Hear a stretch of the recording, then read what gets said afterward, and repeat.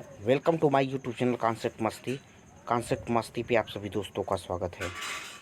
तो आइए आज शुरू करते हैं हम सामान्य विज्ञान प्रश्नोत्तरी अर्थात जनरल साइंस जनरल स्टडी, जो विज्ञान से रिलेटेड हैं, साइंस से रिलेटेड हैं।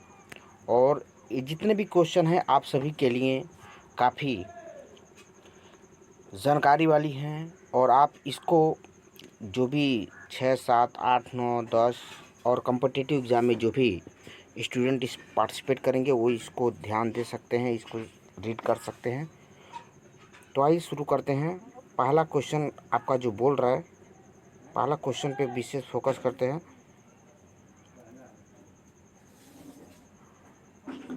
कह रहे कि मानव शरीर की किस ग्रंथि को मास्टर ग्रंथि कहा जाता है। मानव शरीर की किस ग्रंथि को मास्टर ग्रंथि कहा जाता है? उसको बोलते हैं पीयूषिका। पीयूषिका जो होती है मानव शरीर की मास्टर ग्रंथि होती है। क्या होती है? मास्टर ग्रंथि। तो अगर आपसे कोई पूछेगा कि मानव शरीर की किस ग्रंथि को मास्टर ग्रंथि कहा जाता है, तो आप क्या बोलेंगे? पीयूषिका। तो ध्यान दीजिएगा, मास्टर जो ग्रंथि होती है वो पीयूषिका होती है कि मानव शरीर की। ठीक, अगला क्वेश्चन पाते हैं इसी तरीके से। रेखीय संवेग संरक्षण किसके बराबर है? रेखीय संवेग संरक्षण किसके बराबर है, अथवा एक कथन स्टेटमेंट जो है एक कौन सा है? तो न्यूटन के द्वितीय नियम को ही रेखीय संवेग संरक्षण कहते हैं। रेखीय संवेग संरक्षण, ठीक, वो होता है न्यूटन के द्वितीय नियम के। उसके बाद से देखिए अगला वाला क्वेश्चन जो है आपका, वो आपका बोल रहा है सूक्ष्म जीवाणुओं से प्राप्त वे तत्व कौन से हैं जिनका उपयोग सूक्ष्म जीवाणुओं को नष्ट करने के लिए किया जाता है? प्रतिजैविक। सूक्ष्म जीवाणुओं से प्राप्त वे तत्व कौन से हैं जिनका उपयोग सूक्ष्म जीवाणुओं को नष्ट करने के लिए किया जाता है? यानी कि जहाँ से उत्पन्न होता है उसी को अगर करने के लिए, तो एंटीबायोटिक अर्थात प्रतिजैविक जिसको बोलते हैं प्रतिजैविक, कि सूक्ष्म जीवाणु से प्राप्त होते हैं और सूक्ष्म जीवाणुओं को नष्ट करने में काम आते हैं, तो इसको क्या बोलते हैं? प्रतिजैविक बोला जाता है। प्रतिजैविक या एंटीबायोटिक इसी को ही कहते हैं। ठीक, अब अगले पे आते हैं। अगला क्वेश्चन कौन सा है आपका? अगला क्वेश्चन आपका है कि ऊष्मा गति का प्रथम नियम, ऊष्मा गति का प्रथम नियम अवधारणा की पुष्टि कौन करता है? तो ऊर्जा संरक्षण। ऊष्मा गति का प्रथम नियम अवधारणा की पुष्टि कौन करता है? तो ऊर्जा संरक्षण जो होता है ऊष्मा गति का प्रथम नियम की अवधारणा की पुष्टि करता है, अर्थात वेरीफाई करता है। ठीक, अगला क्वेश्चन पाइए क्या कहता है कि आदर्श गैस की ऊर्जा किस पर आधारित होती है? तो आदर्श गैस की ऊर्जा आपकी जो होती है वो तापमान पे क्या होती है? आधारित होती है। आदर्श गैस की जो ऊर्जा होती है किस पर आधारित होती है? तापमान पर आधारित होती है। ठीक, उसके बाद देखिए क्या है, पेट्रोलियम की गुणवत्ता किससे प्रदर्शित की जाती है? ऑक्टेन नंबर से। जो पेट्रोलियम की गुणवत्ता होती है अर्थात क्वालिटी होती है पेट्रोलियम की, किससे प्रदर्शित की जाती है अर्थात शो की जाती है? ऑक्टेन नंबर से क्या होती है?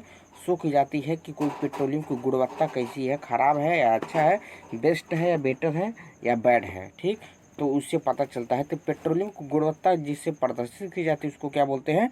Octane number. ठीक, अगले पे आते हैं इसी तरीके से। अगला क्या होता है आपका, वाष्प भट्टी में किससे आयरन ऑक्साइड उपचयित होता है?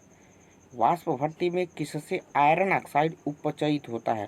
तो जो आयरन ऑक्साइड उपचयित होता है वो क्या होता है? उसमें कार्बन, कार्बन से ही, ठीक ना। वाष्प भट्टी में आयरन ऑक्साइड क्या होता है? उपचयित होता है। तो इसको याद रखेंगे कि वाष्प भट्टी में जो आयरन होता है अगर वो उपचयित होता है तो किसके द्वारा होगा? कार्बन के द्वारा होगा। ठीक, अगला क्वेश्चन पे आते हैं। अगला क्वेश्चन क्या कह रहा है आपका, आप मानव शरीर में उरोस्थि को कहाँ पाएंगे? उरोस्थि को कहाँ पाएंगे? तो जो मानव शरीर में जो उरोस्थ होती है वो क्या होती है? जांघ में पाई जाती है। कहाँ पाई जाती है? जांघ में पाई जाती है। तो मानव शरीर में जो उरोस्थि होती है वो कहाँ पाई जाती है? जांघ में पाई जाती है। ठीक, अगला क्वेश्चन देख लेते हैं क्या बोल रहा है, भूमि के अपमार्जन में योगदान देने वाला जीन कौन सा है? भूमि के अपमार्जन में योगदान देने वाला जीव कौन सा है? कि क्या होता है? केचुआ। तो भूमि का अपमार्जन का मतलब होगा भूमि को अर्थात किसान मित्र होता है। केचुआ को मतलब देसी भाषा में कहिए वो क्या होता है? केचुआ किसान मित्र होता है जो खेती को उपजाऊ बनाने में बहुत ही सहायक होता है। तो उसी को भूमि के अपमार्जन में अर्थात भूमि को उपजाऊ बनाने में अगर कोई योगदान देने वाला जो जीव होता है उसके क्या कहते हैं? केचुआ कहते हैं। ठीक, अगले पे आते हैं। इसके बाद से क्या कह रहा है?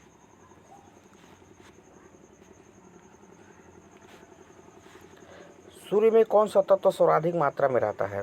तो सूर्य में जो तत्व सर्वाधिक मात्रा में अर्थात मतलब हायर क्वांटिटी में जो रहता है वो क्या रहता है? हाइड्रोजन। ध्यान दीजिएगा, सूर्य में कौन सा तत्व सर्वाधिक मात्रा में रहता है? तो हाइड्रोजन सर्वाधिक मात्रा में रहता है। इस चीज़ को ध्यान रखिएगा। सूर्य में कौन सा तत्व सर्वाधिक मात्रा में रहता है? हाइड्रोजन, सूर्य में।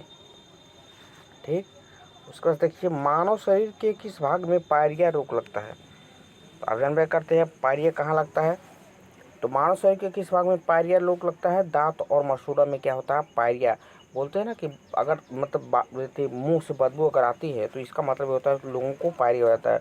तो बोलते हैं आपको पायरिया हो गया क्या? तो इससे पता चलता है कि अगर जो पायरिया रोग होता है मानव शरीर के किस भाग से पाया जाता है? तो दांत और मसूड़ा, अर्थात एक तरीके से मुख समझ सकते हैं। तो दांत और मसूड़ा में ये पायरिया रोग लगता है और मुंह से तब बदबू आती है। ठीक, अगला देख लीजिए क्या होता है? हीरा डायमंड क्या है? शुद्ध कार्बन का क्रिस्टलीय। शुद्ध कार्बन का क्या होता है? क्रिस्टलीय होता है हीरा। और इसकी जो जो हीरा होता है काफ़ी हार्ड होता है। क्या होता है? हीरा काफ़ी हार्ड होता है। और जो हीरा होता है शुद्ध कार्बन का क्या होता है? क्रिस्टलीय रूप होता है। ठीक, अब एक चीज़ देख लीजिए कि लाल रक्त कणिकाएँ क्या होता है? लाल रक्त कणिकाएँ कहाँ बनती हैं? तो लाल रक्त कणिकाएँ कहाँ बनती हैं? आप समझ सकते हैं अस्थिमज्जा में। लाल रक्त अर्थात इसी को बोलते हैं रेड आरबीसी। ठीक, लाल रक्त कणिकाएँ, रेड ब्लड, उसके बाद से सी का नहीं समझ आ रहा है। लाल रक्त कणिकाएँ कहाँ बनती है? तो अस्थि मज्जा में। तो इसको सिंपल भाषा में आरबीसी बोलते हैं। अगर वही आपका सफ़ेद रक्त कणिकाएँ या श्वेत रक्त कणिकाएँ बोलता तो उसको बोलते हैं डब्ल्यूबीसी बोला जाता है। लेकिन जो लाल रहता है उसके लिए आरबीसी का इस्तेमाल करते हैं, यूज़ करते हैं। तो जो लाल रक्त कणिकाएँ कहाँ बनती है आपको पता होना चाहिए कि अस्थि मज्जा में क्या होती है? लाल रक्त कणिकाएँ बनती हैं। ठीक, आगे देखते हैं।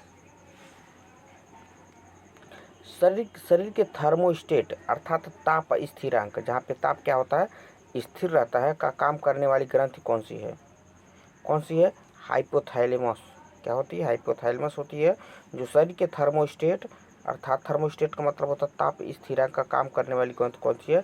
हाइपोथैलेमस जो होती है शरीर में जो तापमान होता है उसको स्थिरांक करता है, स्थिर करता है, अर्थात एक समान बनाए रखने में सहायक होता है। तो उसको क्या बोलते हैं? हाइपोथैलेमस बोलते हैं। अब एक चीज़ और देख सकते हैं कि पक्षियों के अध्ययन के विज्ञान को क्या कहते हैं? इसको बोलते हैं ऑर्निथोलॉजी। ऑर्निथोलॉजी होता है वो पक्षियों के अध्ययन को विज्ञान को कहते हैं ऑर्निथोलॉजी। तो पक्षियों के अध्ययन के विज्ञान को क्या कहते हैं? उसको बोलते हैं ऑर्निथोलॉजी। जो होता है वो पक्षियों के विज्ञान से संबंधित है। ठीक, अगला वाला क्या बोल रहा है? प्रसिद्ध बिग बैंग थ्योरी, आपको पता होगा बिग बैंग थ्योरी, प्रसिद्ध बिग बैंग थ्योरी किस मुख्य सिद्धांत पर आधारित है? तो ऊष्मागतिकी के सिद्धांत पर क्या है? आधारित है। प्रसिद्ध बिग बैंग थ्योरी जो है, प्रसिद्ध बिग बैंग थ्योरी किस मुख्य सिद्धांत पर आधारित है? ऊष्मागतिकी के सिद्धांत पर क्या है? आधारित है बिग बैंग थ्योरी। ऊष्मागतिकी के सिद्धांत पर आधारित है बिग बैंग थ्योरी। इस बात को ध्यान रखेंगे। अगला देखते हैं, अगला क्वेश्चन आपका क्या कह रहा है? अगला क्वेश्चन पे विशेष फोकस करते हैं। बोल रहा है कि प्रेशर कुकर में खाना जल्दी क्यों पकता है? तो जब प्रेशर कुकर में देखते होंगे चारों तरफ से ढका रहता है, एकदम क्लोज होता है। जब क्लोज होगा तो उसमें जो भाप जो होता है ना वो उसके अंदर ही रह जाता है, जिसके कारण क्या होता है? बढ़ा हुआ प्रेशर उबलन बिंदु अर्थात उबलन बिंदु को क्या बोलते हैं? क्वथनांक बोलते हैं, बढ़ा देता है। जब क्वथनांक बढ़ जाएगा तो सिंपल सी बात है जो खाना जारी रहता है वो जल्दी पक जाता है। ठीक, तो अगर आपको वीडियो अच्छा लगा हो तो कृपया लाइक कीजिए, कमेंट कीजिए, शेयर ज़रूर कीजिए और दोस्तों को ज़रूर बताइए कि ये जो चैनल आपके लिए काफ़ी उपयोगी होगा। तो आप ज़रूर कमेंट बताइए कि आपको कौन सा वीडियो चाहिए, किस सब्जेक्ट का चाहिए, किस टॉपिक पे चाहिए। मैं आपकी सेवा के लिए हमेशा तत्पर रहूँगा। तो पूरा वीडियो देखने के लिए आपका थैंक यू।